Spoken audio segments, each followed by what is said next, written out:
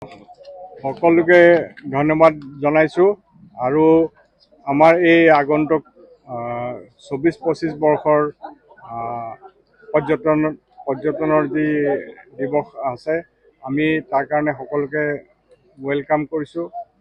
আপোনালোকে জানে আমাৰ দৰঙত এখনেই নেশ্যনেল পাৰ্ক টাইগাৰ ৰিজাৰ্ভ আছে।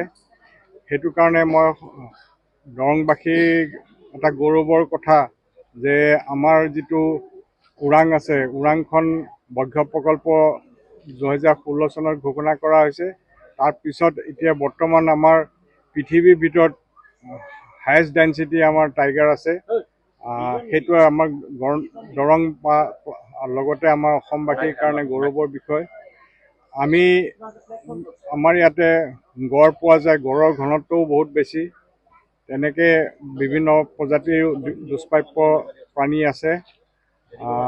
আমি এই যিটো পৰ্যটন বৰ্ষ আছে তাৰ কাৰণে আমি ইয়াত জিপচি চাফাৰী আৰু এলিফেণ্ট চাফাৰী ব্যৱস্থা কৰিছোঁ। ৰাইজে বোট কৰোঁতে এইটো উপভোগ কৰিব পাৰিব। আমাৰ এটা বহুদিনীয়া অসুবিধা ইয়াত পাই আছিলোঁ। আমি যোৱা 19 চনৰ পৰাই আমাৰ যিটো টুৰিজিমৰ এটা প্ৰশান্তি লজ বুলি এটা লজ আছিলে, সেইটো বন্ধ হৈ আছে। বন্ধ হৈ থকাৰ কাৰণে আমাৰ নৈশ যাপনৰ অলপ অসুবিধা হৈছিলে টুৰিষ্টসকল।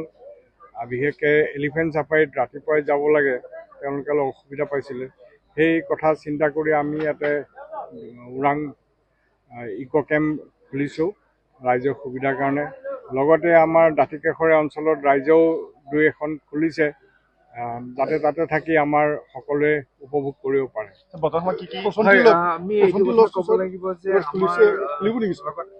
প্ৰশান্তি লজটো অনুৰোধ জনাইছোঁ অতি শীঘ্ৰে যাতে খোলে। এতিয়ালৈকে আমাৰ গম পোৱা নাই, নটিফিকেশ্যন অহা নাই।